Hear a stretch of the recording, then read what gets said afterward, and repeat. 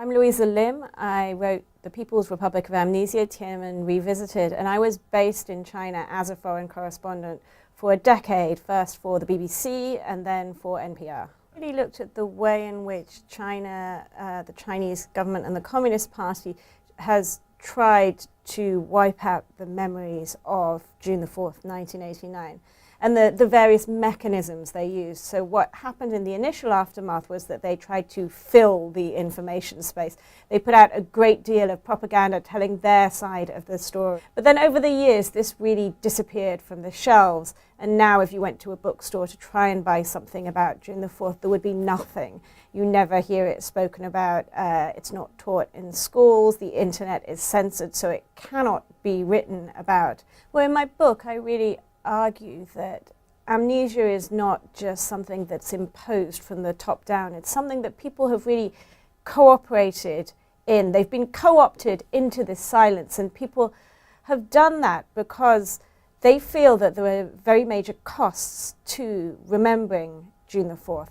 And as they grow older, they want to protect their families, and they want to be sure that their children can survive and thrive. So even people who were involved in the protests, they would often not tell their children what happened. People who were injured sometimes in the protests will make up stories to hide the truth from their children because the cost of memory is now perceived to be so great that nobody wants to do it.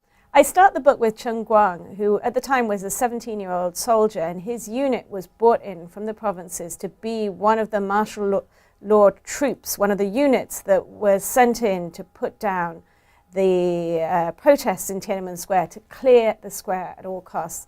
And his story was particularly interesting because I just felt it wasn't a story that had been told before. He was very, very conflicted, and he still is for many years, about the role that he's played in all of this, but you know, he still keeps the souvenirs that the army gave them because all of the martial law troops that took part in this were given a commemorative watch, you know, with a small watch with a picture of Tiananmen Gate. They were given medals, and you know, to us it's extraordinary, a souvenir of a killing, souvenir of a crackdown, but it's an important part of his history. So another person who I profile is Zhang Xianling, who is one of the co-founders of the Tiananmen Mothers, which is a group that she set up with Ding Zilin, who's almost like the public face of the group.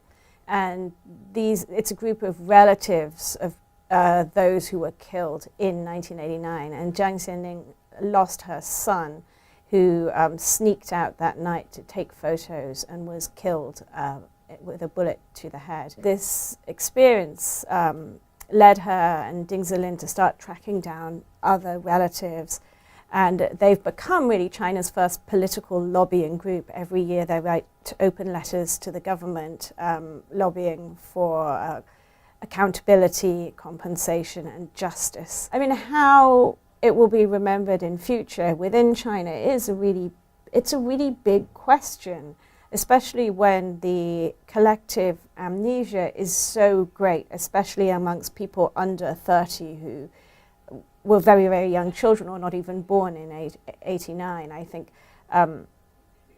there's some people who simply have no idea. I was in Chengdu on a story for NPR, and I just happened to meet this woman, Tang Deying, and she told me about how she had lost her son in Chengdu in the crackdown in 1989 in Chengdu, and I was really surprised because I hadn't really known that there had been one. I was, you know, quite surprised with what I discovered, that there had been this enormous demonstrations, as all over the country, but there'd also been a hunger strike in Chengdu, and how on June the 4th in Chengdu they had cleared the square, but then people had come back out on the streets again, this time to protest against the brutality in Beijing. I thought this was very important to tell because I think we have a very Beijing-centric view of what happened. But the other astonishing thing was, to me, that this could have happened, that so many people had demonstrated, so many people had witnessed the various rounds of brutality and, you know, almost pitched battles in the streets between protesters and the People's Armed Police. and that this had been completely lost to history. It was, to me, a perfect case study of memory eradication. I think in China today, it is a very mainstream view that the government did what it had to do in 1989, and that act has allowed China to become the China that we see today, the second richest country in the world, a country that has pulled hundreds of millions of people out of China. So a country that has pulled hundreds of millions of people out of poverty. And I think this is really a retrospective justification for the government's actions based on these 3 decades of economic growth. People see how their lives have improved. They are grateful to the government for having much better lives than their parents or grandparents. And they really believe that there was no other way. For a population that was very traumatized by the Cultural Revolution and the chaos then, I think the